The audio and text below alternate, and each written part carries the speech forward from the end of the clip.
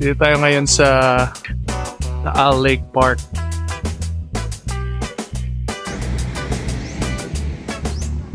Okay. Welcome back to Tito Dogs TV channel.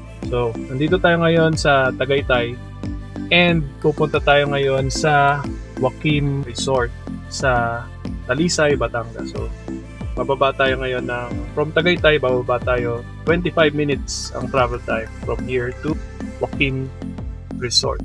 So check lang natin yung lugar na yun. And habang papunta tayo doon, pag-usapan natin yung mga likes and dislikes ko dito sa Toyota Zenix natin. So yun, so, pag-usapan natin to habang papunta tayo doon.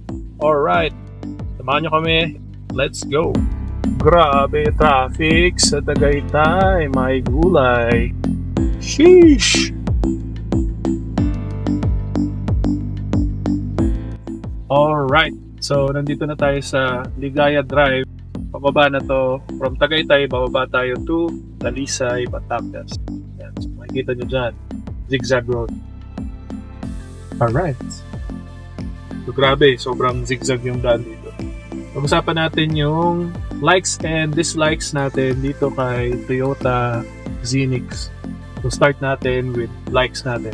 So ang first like to is yung gas mileage niya. So yung gaano siya katipid sa gasolina. Take note, gasolina to hindi to diesel unlike yung lumang Innova. So average gas mileage namin dito, city driving, siguro mix city and highway driving, nasa 16 kilometers per liter. Check natin ngayon. Actually ang mileage na nakalagay, consumption namin ngayon is, ayan, nakikita nyo, 16 kilometers per liter. So, okay na okay yun. Lalo na for a big car like this, sulit na yun. So, yun yung una, gas mileage. Second na like dito sa Toyota Zenix is the space. Yung space dito sa loob ng kotse. So, makikita nyo, so, pakita mo dun sa likod. Kung nakikita nyo dyan, may gamit kami sa likod. Actually, tinupi namin yung third row seats para ilagay yung mga boxes namin dyan and mga gamit. Pero itong Toyota Innova is kasha 7 na katao. Komportable komportable yung 7 na tao na yun. So, and pag nakikita nyo, kahit dalawa kami na nandito sa harap, hindi kami nagbabanggaan ng braso. Malaki kami, ako 6-footer ako, wife ko rin matangkad din yan, so hindi kami masikip dito sa harap. Very spacious and comfortable. Unlike lalo na mga smaller na SUV or mga sedans, ganyan. So yun, medyo dikit na kami. Pero ito, makikita mo, may malaki yung space namin. So yun, so number 3 like ko dito sa Toyota Zenix is yung power niya. So sabi nila, yung iba nagko-comment, sabi mas mabilis pa nga daw yung lumang Innova. Pero para sa akin, mabilis na to Zenix. Bakit? Kasi pag nag-on yung ICE niya, yung internal combustion engine niya, and tutulong yung battery engine niya or yung electric engine niya, pag nagsabay yung electric and yung ICE engine niya, malakas, sobrang okay siya, hindi siya nabibitin. Kahit paakyat ka ng mga bundok, safe na safe, hindi ka bibitinin nito kahit may mga sakay ka pa. So siguro pwede natin i-compare yan na para tayo naka-turbocharge, parang gano'n. Pero ito is electric engine. So yun, so sa mga nagsasabi na mas malakas yung lumang Innova, siguro tama, pero kung ano yung power nitong hybrid na Innova, hybrid na Zenix, okay na siya. So good ang power nito. So number 4, fourth like is the looks. Pag sinasabi ko yung looks, yung more on outside look.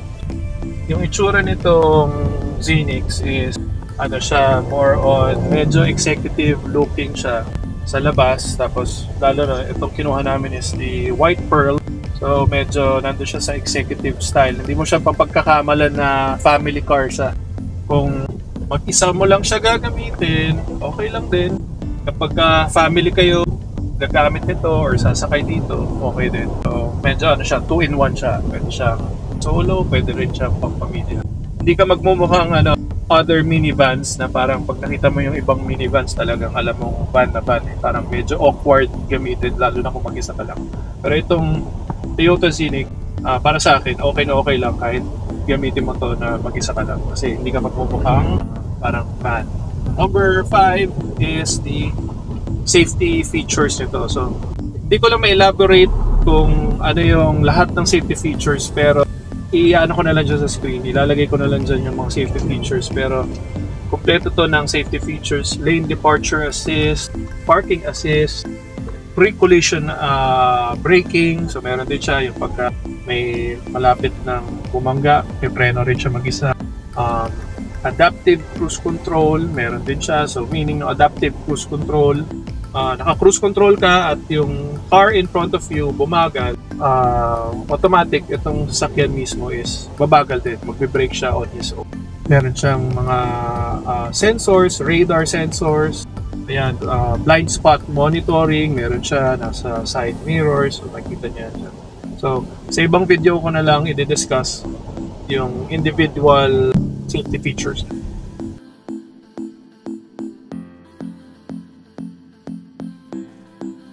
Dito tayo ngayon sa ano tawag dito, Hani? Taal Lake. Taal Lake Park. So, nakalagay is Waukeam Resort. Ay, sayang oh, nalumot na Hani.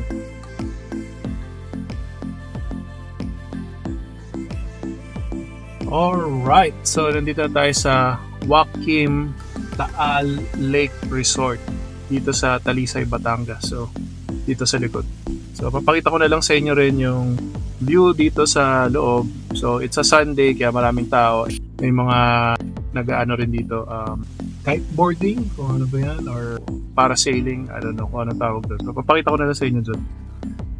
So, anyway, so, tapos na tayo sa likes. So, dito naman tayo sa dislikes natin dito sa Toyota Scenic. So, syempre, wala namang perfect na kotse.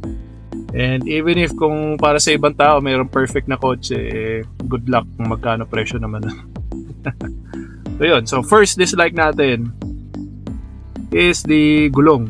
So sige, sabihin na natin, eh gusto ko nga, sabi ko nga, di ba gusto ko yung itsura nitong kotse nito kasi parang executive siya. Pero pag nakita nyo yung gulong nito, parang medyo awkward. Sa totoo lang, nung una parang nawiwirdohan din ako, parang kakaiba. Papakita ko sa inyo dito yung picture na gulong nitong Toyota Scenic. So pag nakita nyo yun, may mga nabasa nga akong comments doon parang ano daw, Johnny Bravo, parang ganun. Malaki yung body ng sasakyan pero ang liit ng gulong. Pero pag isipin mo, ano yun size 18 yan, rim 18 yung mugs niyang gulong na yan. So dapat malaki yan. So nagtataka rin ako bakit ganun yung itsura niya. So may nakita ako sa isang Facebook forum, ang ginawa niya sa Toyota Scenic niya is nilagyan niya ng spacer.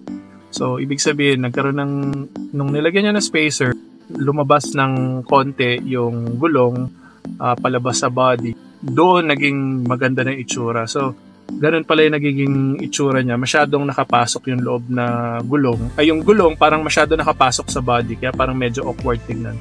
Pero nung nilagyan nito ng spacer, aftermarket spacer, so lumabas, nagkaroon na ng parang nagmukha ng macho yung itsura nitong Scenic. So yun yung first dislike ko lang dito, yung gulong. So kung may i-improve sila dito, siguro maganda rin na, lalo na sa mga susunod na design nila, is i-anohin nila yung gulong, medyo gandahan nila. Hindi ko alam kung bakit nila pinasok sa loob yung gulong. Hindi ko alam kung by design or may purpose ba yan talaga, pero yun nga, mas maganda na medyo nakalabas, so lalagyan ng spacer. Yan. Number 2 dislike is yung space. Sinabi ko rin kanina, gusto ko yung space nito kasi maluwag yung sa 7 passengers. Dito sa kotse, may 2 captain seat, so very comfortable lahat ng passengers dito, maski yung ako, driver, dito sa harap, at sa second row and sa third row. So okay lahat.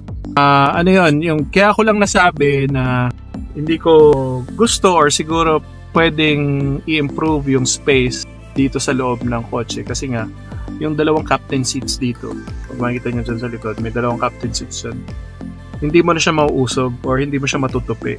Balak namin idalhin sana yung bike namin today pero hindi siya magkasya kasi nga may 2 captain seats na kahit isagad mo na yung movement, hanggang doon lang siya.